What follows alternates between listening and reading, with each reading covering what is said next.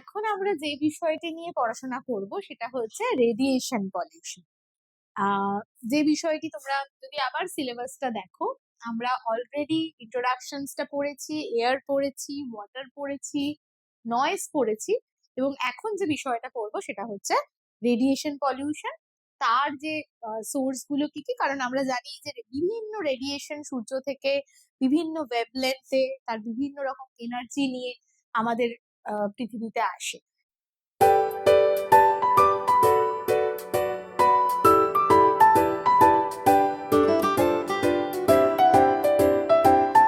এবং সেগুলো কখনো কখনো ভালো, কখনো কখনো খারাপ।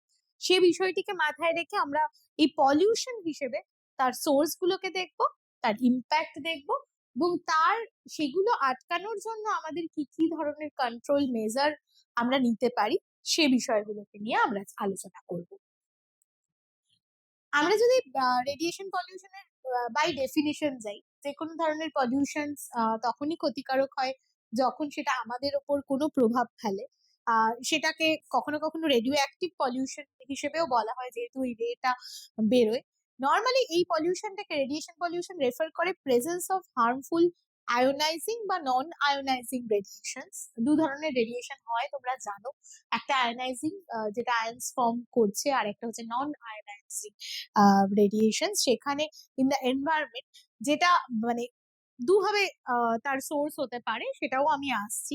একটা হচ্ছে ন্যাচারাল ওয়েতে কিছু হতে পারে, বা কিছু আর্টিফিশিয়াল সোর্সের জন্য এই রেডিয়েশনটা তৈরি হয়ে যেতে পারে, যেটা নর্মাল ক্ষেত্রে আমাদের যদি ক্ষতিকারক না হয় তাহলে তার হার্মফুল দিকটা আমরা দেখতে পাই না। যদি ক্ষতিকারক হয় তাহলে দেখা যায় যে লিভিং টিস্যুটাকে সে ড্যামেজ করে দিচ্ছে, ডিএনএটাকে ড্যামেজ করে দিচ্ছে, ইকোলজিক্যাল ব্যালেন্সটা নষ্ট হয়ে যাচ্ছে। সেই বিষয়টা যখন হতে থাকছে তখন আমরা মানে এই রেডিয়েশনস গুলোকে আমরা পলিউশনের পর্যায়ে ফেলি দিই। নর্মালি কিন্তু আমরা পলিউশনের পর্যায়ে ফেলি না, কারণ হচ্ছে যে নর্মাল কেসে তো এই জিনিসগুলো হয় না। যখন সেটার হার্মফুল দিকটা ফুটে ওঠে তখন সেটাকে আমরা বলি রেডিয়েশন পলিউশন। আমরা একইভাবে প্রথম সোর্সে যাওয়ার আগে টাইপ গুলোকে দেখে নিই, যেটা আমি বললাম যে একটা আয়োনাইজিং রেডিয়েশন, একটা নন আয়োনাইজিং রেডিয়েশন। তোমরা একদম কথা থেকেই বুঝতে পারছো, আয়োনাইজিং মানে হচ্ছে can ionise atom, damage living sell. মানে তোমার অ্যাটম গুলোকে আয়োনাইজও করতে পারে, এবং সেগুলো মোটামুটি কারা, alpha, beta, gamma, X ray, neutron, এগুলোকে বলা আয়োনাইজিং রেডিয়েশন। যাদের কিন্তু খুব হাই এনার্জি হয়, কারণ হচ্ছে বুঝতেই পারছো যে তারা আয়োনাইজ করছে মানে তাদের এনার্জি লেভেলটা প্রচন্ড হাই হচ্ছে। আর নন আয়োনাইজিং রেডিয়েশন যারা, তাদের এনার্জি লেভেলটা কম হয়, তারা আয়োনাইজ অ্যাটমকে করতে পারে না, কিন্তু হিটিং এফেক্ট একটা প্রচন্ড তাপ তৈরি করে, মানে হিট তৈরি করে, সেই হিট এফেক্টটা ওদের দেয়। সেগুলোর মধ্যে আমরা বলতে পারি হচ্ছে ইউভি, আইআর যেটা ইনফ্রারেড বলি, মাইক্রোওয়েভ, রেডিও ওয়েভস, এগুলোকে আমরা নন আয়োনাইজিং রেডিয়েশনের মধ্যে ফেলি। এগুলো হচ্ছে মেজর টাইপস। এবারে যেই সোর্সেস যাবে অন্য সমস্ত পলিউশনের মধ্যে মতো আর কি, সোর্স গুলোকে যদি আমি দেখি তাহলে এর ক্ষেত্রেও একটা মানে ন্যাচারাল সোর্স আছে, আর একটা আর্টিফিশিয়াল বা ম্যানমেড সোর্সেস রয়েছে।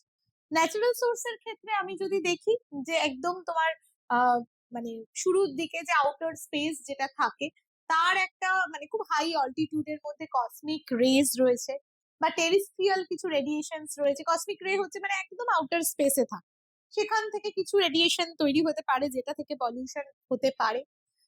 টেরিস্ট্রিয়াল রিজিয়ন মানে হচ্ছে কোনো রেডিও অ্যাক্টিভ এলিমেন্ট, আমরা জানি ইউরেনিয়াম, থোরিয়াম, রেডিয়াম, এগুলো থেকে যখন একটা রে নির্গত হয়, সেগুলোর মানে কোনো প্রেজেন্ট মানে রকে হতে পারে, সয়েলে হতে পারে, ওয়াটারে হতে পারে, এই রেডিও অ্যাক্টিভ সাবস্টেন্স গুলো থেকে যদি কোনো রেডিয়েশন আসে, সেটা অ্যাকচুয়ালি টেরিস্ট্রিয়াল রিজিয়নে ন্যাচারালি একটা রেডিয়েশন পলিউশন ঘটাতেও পারে। টেরিস্ট্রিয়াল রিজিয়নে রেডন গ্যাস, রেডন গ্যাস, সেখান থেকে তোমার যেগুলো release from the uranium bearing rock, সেটা একটা তোমার মেজর ইনডোর পলিউটেন্ট হিসেবে ব্যবস্থা করতে পারে। আর সোলারের ক্ষেত্রে আমরা যদি দেখি, সেক্ষেত্রে আমরা ইউভি রেডিয়েশন, যেটা থেকে আমরা খুব সচেতন ভাবে অ্যাভয়েড করি, এবং যেটার জন্য আমাদের পুরো পৃথিবী মানে পুরো অ্যাটমসফিয়ারে একটা ন্যাচারাল প্রোটেকশন আছে, সেটা হচ্ছে ওজোন, যারা ইউভিটাকে ট্র্যাপ করে নেয়। কিন্তু সেটা যদি মানে ন্যাচারাল ওয়েতে যখন এটা আমাদের অ্যাটমসফিয়ারে চলে আসে, যখন আমাদের কাছাকাছি, শরীরের কাছাকাছি চলে আসে, তখন কিন্তু তারা ড্যামেজ করে। তাহলে এগুলো হচ্ছে তোমার ন্যাচারাল ওয়ে যে ধরনের রেডিয়েশনস গুলো আমাদের রেডিয়েশন পলিউশন ঘটাতে পারে। আর আর্টিফিশিয়াল বা ম্যানমেড যখন হচ্ছে, তখন হচ্ছে মেইন যে যেটার কথা আমি বলবো, ম্যানমেডের যে কোনো কিছুর প্রধান যে পার্টটা হচ্ছে, সেটা হচ্ছে তোমার হচ্ছে ইন্ডাস্ট্রি, মানে হচ্ছে নিউক্লিয়ার পাওয়ার প্ল্যান্ট। ইন্ডাস্ট্রি মানে হচ্ছে এক্ষেত্রে যাদের রসদ হচ্ছে রেডিও অ্যাক্টিভ সাবস্টেন্স, সেটা হচ্ছে তোমার ইম্পর্টেন্ট ব্যাপার। নিউক্লিয়ার পাওয়ার প্ল্যান্ট যারা রেডিও অ্যাক্টিভ সাবস্টেন্স নিয়ে কাজ করে, রেডিও অ্যাক্টিভ সাবস্টেন্স থেকে এনার্জি তৈরি করে, সেই নিউক্লিয়ার পাওয়ার প্ল্যান্ট, সেটা হচ্ছে একটা আর্টিফিশিয়াল বা ম্যানমেড এর প্রধান সোর্স। এবং তোমরা এখানে বিভিন্ন ধরনের রেডিও আইসোটোপের নাম দেখতে পাচ্ছ, যেগুলো থেকে বিভিন্ন লিক বা অ্যাক্সিডেন্ট হতে পারে। যেটার একটা খুব গুরুত্বপূর্ণ এক্সাম্পল হচ্ছে চেরনোবিল। আহ তোমার চেরনোবিলের অ্যাক্সিডেন্টের তোমরা নাম শুনেছো, যেখানে একটা নিউক্লিয়ার অ্যাক্সিডেন্ট হয়ে গেছিল।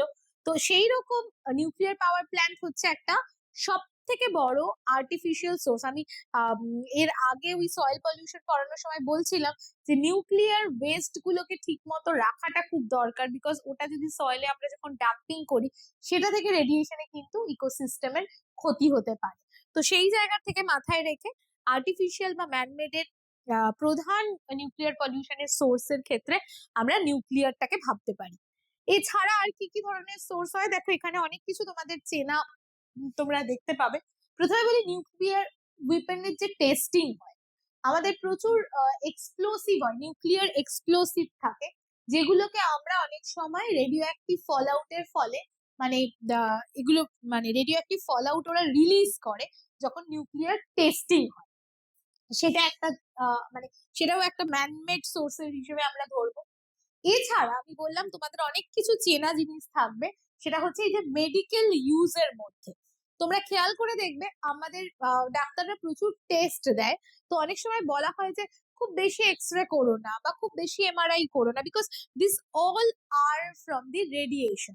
তো সেখানে দেখতে গেলে এই মেডিকেল ইউজে যে রেডিও থেরাপি দেওয়া হয় বা এক্সরে করা হয় বিভিন্ন ডায়াগনোসিস যে ট্রিটমেন্টের জন্য, সেই ক্ষেত্রেও কিন্তু this can be another source of the radio active pollution.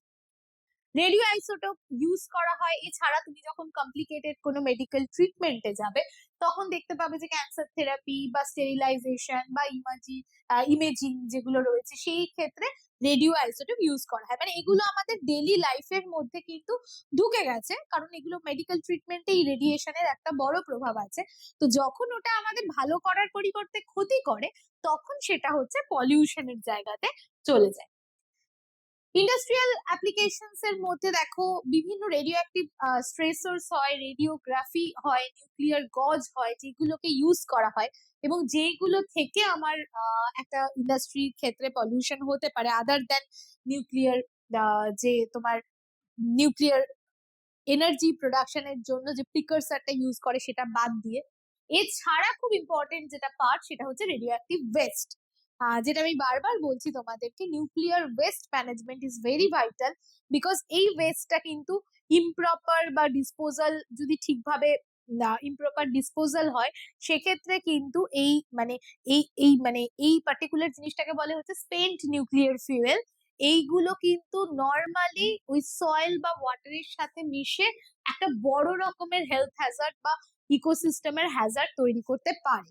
So this is another important part, যে এই নিউক্লিয়ার ওয়েস্ট বা রেডিও অ্যাক্টিভ ওয়েস্ট, এটা কিন্তু মানে অ্যাকচুয়ালি রেডিয়েশন পলিউশনের আরেকটা খুব ইম্পর্টেন্ট সোর্স হতে পারে, কারণ এর থেকে ভীষণভাবে মানুষের মধ্যে হেলথ ইম্প্যাক্ট করতে পারে।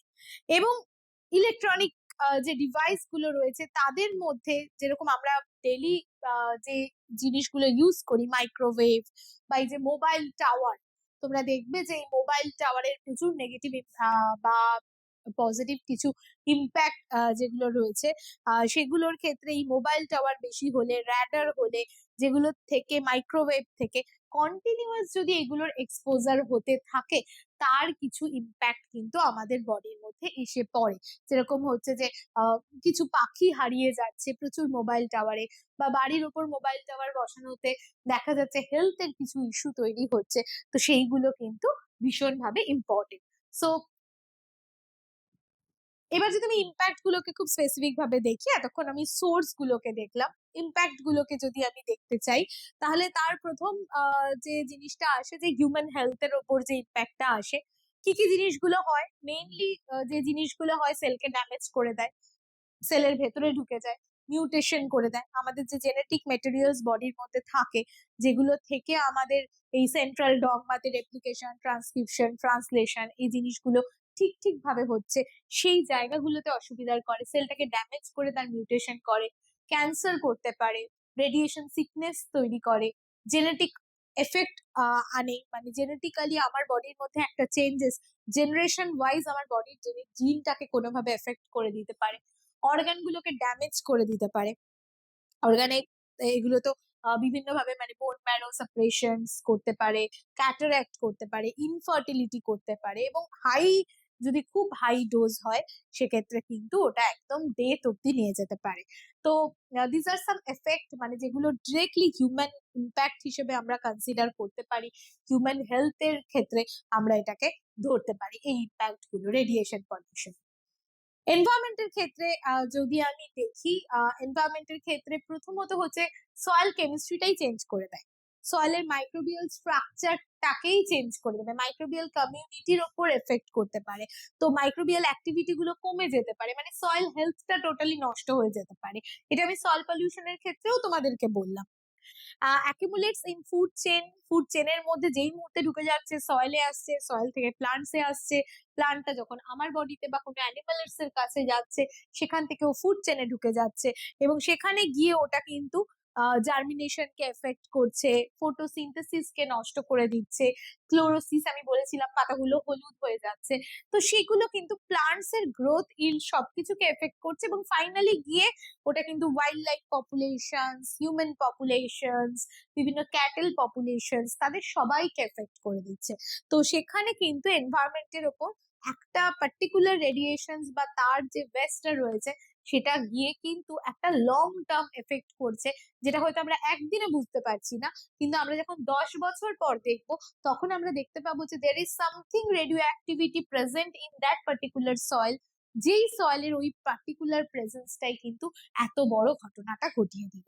So this is basically on environment. এবং এটার সাথে একদম রেখে বলতে পারি যে আর একটু ক্লাসিফাই যদি করি পয়েন্ট ওয়াইজ, তাহলে অন মেটেরিয়ালস অ্যান্ড ইকোসিস্টেমের উপরও হতে পারে।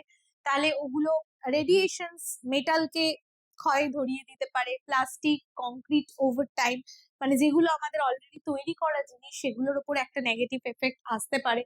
Long lasting contaminations of land and water যেগুলোকে বলে, সেগুলো মানে অনেক বছর ধরে, অনেক ইয়ার্স, 1000 ইয়ার্স ধরে ও সাস্টেন থাকতে পারে, কারণ হচ্ছে যে এগুলো রেডিও আইসোটোপ, এগুলো তো ঝট করে তোমার হাফ লাইফ গুলো এদের প্রচুর বেশি হয়, অনেক বছর ধরে একই জায়গায় থেকে তারা ইকোসিস্টেম বা মেটেরিয়াল, মানে ওকে যদি তুমি সোর্সে না নষ্ট করো, তাহলে দেখা যাবে যে ও যদি একবার ইন্ট্রোডিউসড হয়, তাহলে কিন্তু বহু দিন ধরে ও সাস্টেন করে যেতে পারে ওই জায়গাটায়। তো সেটা আরেকটা ইম্পর্টেন্ট, মানে তার ইম্প্যাক্টটা দেখতে গেলে। আবার ওই একইভাবে যে কোনো পলিউশনের তোমার যে বিষয়টা আসবে, সেটা হচ্ছে কন্ট্রোল মেজার্স। আমি তো শুধুমাত্র তার উৎস খুঁজবো না, তার ইম্প্যাক্ট খুঁজবো না, তাকে কিভাবে আটকানো যায়, তার কিভাবে মেজার করা যায়, তার মানে কন্ট্রোলটাকে কিভাবে নেওয়া যায়, সে বিষয়গুলোকেও আমাকে দেখতে হবে। তো সেই বিষয়গুলোকে দেখতে গেলে প্রথম যে পার্টটা আসে, একটা হচ্ছে স্ট্রিক্ট মনিটর। আমি নিউক্লিয়ার পাওয়ার প্ল্যান্ট বন্ধ করে দিতে পারি না, আমি নিউক্লিয়ার পাওয়ার প্ল্যান্টে as a alternative energy sources হিসেবে, আমি রিসোর্স হিসেবে নিউক্লিয়ার এনার্জি ইউজ করছি, সেটাকে আমি স্টপ করে দিতে পারি না। কিন্তু আমাকে যেটা করতে হবে সেটা হচ্ছে এই যে নিউক্লিয়ার রিয়াক্টর, ল্যাবরেটরিজ, এইগুলোকে কিন্তু আমাদেরকে খুব ক্লিয়ার একটা মানে রেগুলার বেসিসে মনিটর করতে হবে, আমাদের দেখভাল করতে হবে যে এর কোথাও কোনো রকম যদি গাফিলতি থাকে যার জন্য এই নিউক্লিয়ার অ্যাক্সিডেন্টের কথাটা এসেছে, তো সেই জায়গাটাই কিন্তু আমাদের মাথায় রাখতে হবে। তো use of shielding materials to contain radiations মানে হচ্ছে যে এখানে আমাদের শিল্ডিং মেটেরিয়ালস কে ইউজ, যেগুলো হচ্ছে কংক্রিট, ওয়াটার, লেড, এইগুলোকে আমাদের ইউজ গুলোকে বাড়াতে হবে। লিক ডিটেকশন করতে হবে, যদি কোথাও কোনো রকম ফাঁক থেকে থাকে সেফটি অ্যালার্ম মানে রেডিয়েশন ফেসিলিটির ক্ষেত্রে আমাদের সেই জায়গাগুলো, মানে মোট কথা হচ্ছে আমাদের পুরো একটা বিষয়টাকে রেগুলার একটা মেনটেনেন্স এর মধ্যে রাখতে হবে, তার ইন্সপেকশনটাকে করতে হবে। এটা নাকি যে আমি আজকে এটা অসুবিধাটা হচ্ছে বলে আমি ব্যবহারটা বন্ধ করে দিলাম, তার সলিউশন গুলো দেখতে হবে। আমি যদি মেনটেনেন্সটা ঠিক করি, সেগুলোকে দেখভাল ঠিক করি, রেগুলার মনিটরিং করি, তাকে রক্ষণাবেক্ষণ ঠিকভাবে করি, তাহলে কিন্তু আমার মানে সবসময় পলিউশনটাই কেন দেখবো, সে তো আমাকে ভালো দিকটাও দিচ্ছে, সে আমাকে প্রচুর পরিমাণে একটা এনার্জি দিচ্ছে, সে আমাকে অল্টারনেটিভ এনার্জির সাপোর্টটা দিচ্ছে, সেই জায়গাটা কিন্তু মাথায় রাখতে হবে। সেফ ওয়েস্ট ডিসপোজাল বা ম্যানেজমেন্ট, এটা একটা খুব important, because radio active West গুলোকে নিয়ে আমাদের ভাবনা চিন্তা করতে হবে। সেখানে লো লেভেল ওয়েস্ট হলে সেখানে স্টোরড আন্ডারগ্রাউন্ডে যেখানে দিতে হবে তার আশেপাশে যেন লিচ করে বা তার ওয়াটার বডিকে এফেক্ট না করে। আর হাই লেভেল যদি ওয়েস্ট হয় সেক্ষেত্রে দেখা যেতে পারে সেগুলোকে মানে কংক্রিট ডিপ আন্ডারগ্রাউন্ড করে জিওলজিক্যাল ডিসপোজাল, মানে যাতে ও কোনোভাবে আশেপাশের জায়গাগুলোর ক্ষতি না করে, মানে কোন ধরনের ওয়েস্টকে আমি ডিসপোজ করছি এবং তাকে কিভাবে ডিসপোজ করছি সেটা কিন্তু ইম্পর্টেন্ট, বিকজ আমি যখনই কোনো কাজ করব তার ওয়েস্ট তৈরি হবেই, সেই ওয়েস্ট গুলোকে ম্যানেজমেন্ট করাটা কিন্তু খুব ইম্পর্টেন্ট একটা পার্ট। এছাড়া হচ্ছে ডাম্পিং বা ওশন, মানে আমি কিছু জিনিস হলো আমি একটা পাশের জলাভূমিতে ফেলে দিলাম, রিভারে ফেলে দিলাম, ওশনে ফেলে দিলাম, ব্যাপারটা কিন্তু এইভাবে করলে হবে না। Control use of medicine and industry, এই জায়গাটাকেও আমাদের কোথাও গিয়ে আসতে হবে। আমাদের এই টার্মটা তোমরা মাথায় রাখবে, আইসিপিআর যারা international commission on radiological protection, এরাই স্ট্যান্ডার্ড গুলো দিয়ে থাকে, যারা কিছু রেডিয়েশন ডোজ লিমিট সেট করে দিয়েছে ওয়ার্কারের জন্য। বিকজ এই যে ইন্ডাস্ট্রিতে করা হচ্ছে বিভিন্ন মেডিসিনে বা এই যে ধরো প্রোটেক্টিভ বা সরি বিভিন্ন ইকুইপমেন্টে করা হচ্ছে, সেই জায়গাতে কন্ট্রোল করতে গেলে তোমাদের ওয়ার্কারদের এই বিষয়টিকে ভালো করে জানাতে হবে, ওয়ার্কারদের ব্যাপারটিকে জানাতে হবে এবং একটা নির্দিষ্ট স্ট্যান্ডার্ড পর্যন্ত তুমি অ্যালাউড, তার বেশি কিন্তু তুমি অ্যালাউড না, because this may create some occupational health Hazard, occupational যে ডিজিজ গুলো হয় তার জন্য হতে পারে। সেখানে মেইনলি কি হচ্ছে, মানে রেডিয়েশনের ডোজ গুলোকে লিমিটে রাখতে হবে, ওয়ার্কারদের প্রোটেক্টিভ ইকুইপমেন্ট দিতে হবে, মানে তুমি জানো যে এখানে তোমার কোন রকম যে রেডিয়েশন তৈরি হচ্ছে সেখানে তোমাকে প্রপার একটা অ্যাপ্রন দিতে হবে, তাকে গ্লাভস দিতে হবে, মাস্ক দিতে হবে, তা সেই জায়গাগুলোকে তোমাকে খেয়ালে রাখতে হবে, প্রপার ট্রেনিং দিতে হবে, এটা ভীষণ ইম্পর্টেন্ট। বিকজ হচ্ছে তুমি যাকে তাকে নিয়ে একটা ইন্ডাস্ট্রিতে রেডিয়েশনের কাজ করাতে পারো না, তাকে তুমি প্রপারলি ট্রেন করতে হবে যে তাকে এই মেজার্স গুলো বাই দেয়ার সেলফ, মানে পার্সোনাল মেজার গুলো তাকে এইভাবে নিতে হবে, তাকে একটা লাইসেনিং মানে ইন্ডাস্ট্রিটাল লাইসেনিং আছে নাকি এবং সে প্রপার ট্রেন কিনা সে বিষয়টিকে দেখে তারপর ওই রেডিও অ্যাক্টিভ মেটেরিয়াল হ্যান্ডলিং এ দিতে হবে, সেটা প্রিকারসর মলিকুলই হোক বা তার ওয়েস্টই হোক, হোয়াট এভার ইট ইজ, তোমাকে সেই জায়গাটাকে কিন্তু অ্যাওয়্যার থাকতে হবে।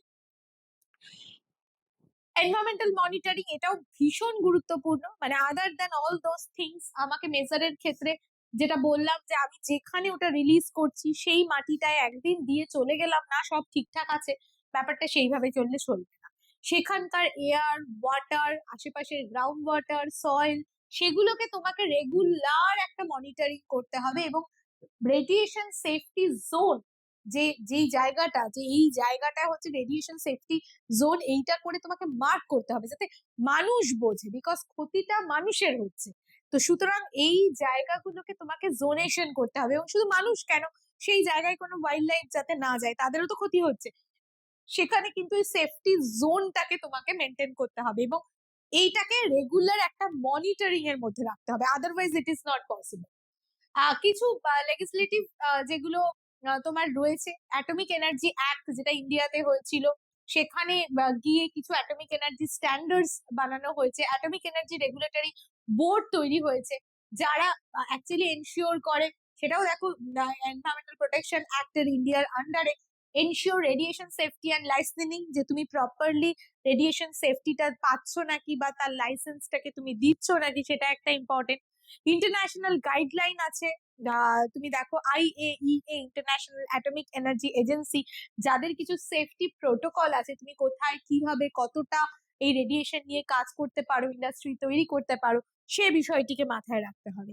এবং অবশ্যই public awareness is another important part, because public কে বুঝতে হবে এই যে আমার যত মানে খুশি ইচ্ছে হলো আমি প্রচুর এক্সরে করলাম, প্রচুর MRI করলাম, প্রচুর রেডিয়েশন নিয়ে ইকুইপমেন্ট নিয়ে নাড়াঘাটা করলাম, কিন্তু আমি সেফটি জিনিসটাই জানলাম না, বা আমি প্রপারলি সেভাবে ট্রেন্ড হলাম না যে আমি এই জিনিসটা এতবার করতে পারি না, আমি এই এক্সরে মেশিনটাকে এইভাবে হ্যান্ডেল করতে পারি না।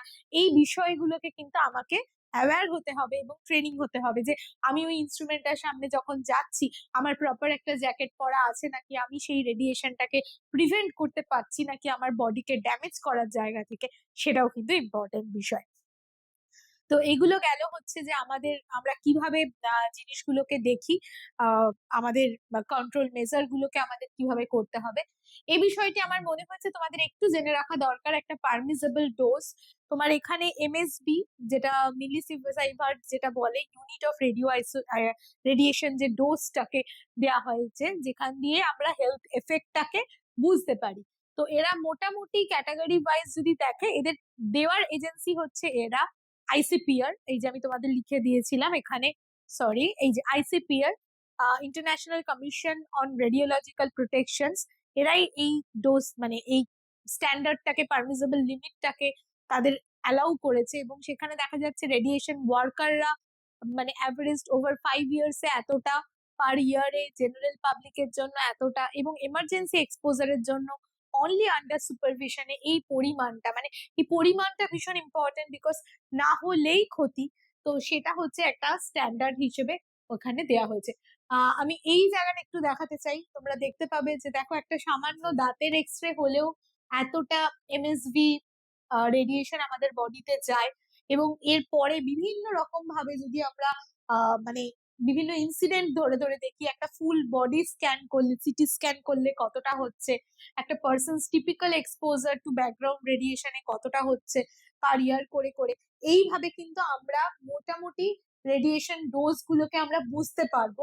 যে এটা মানে ওয়ার্ল্ড নিউক্লিয়ার অ্যাসোসিয়েশনের দিস ইজ মানে পাবলিশিং একটা জায়গা। এবং দেখো যখন 10,000 হয়ে যাচ্ছে, সেটা একটা অ্যাকিউট রেডিয়েশন পয়জনিং বা ডেথ উইদিন আ উইক জায়গায় চলে যেতে পারছে। তো আমাদের মোটামুটি এফেক্ট গুলো যদি আমি দেখি, তাহলে মোটামুটি এই ডোজ গুলো আমরা এই বডিতে এতটা এফেক্ট করতে পারে আমার টোটাল বডিতে। এবং দেখতে পাচ্ছ যে চেরনোবিলে কতটা হয়েছিল, তার ফলে কত মানুষ মারা গেছিল। অ্যালাউয়েবল কিছু শর্ট টার্ম ডোজ থাকে যেগুলো আমাদের বিভিন্ন ক্ষেত্রে নিতে হয়েই থাকে, বা কোনো তোমার বলো কোনো একটা মেডিকেল ইকুইপমেন্টের তুমি কাছাকাছি গেলে সেখানে যেতে হয়েই থাকে।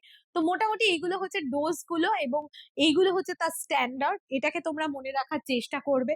এবং কারা স্ট্যান্ডার্ড দিয়েছে, তোমরা যখনই কোনো স্ট্যান্ডার্ড পড়বে, যখনই কোনো স্ট্যান্ডার্ড নিয়ে নাড়াচাড়া করবে, তোমরা অবশ্যই এটা জেনে নেবে যে পাবলিশ কারা করেছে, স্ট্যান্ডার্ডটা গিভেন বাই হুইচ এজেন্সি বা হুইচ ইনস্টিটিউশন, সেটা খুব ইম্পর্টেন্ট। ঠিক আছে, সেই জায়গাতে তোমরা কিন্তু এই গাইড, এটা যেরকম ICRPর যে গাইডলাইন অনুযায়ী হচ্ছে। তো এই গেল মোটামুটি তোমাদের রেডিয়েশনস পলিউশনস, তার সোর্স, কন্ট্রোল মেজার্স, তার ইম্প্যাক্ট এবং তার স্ট্যান্ডার্ড। Thank you.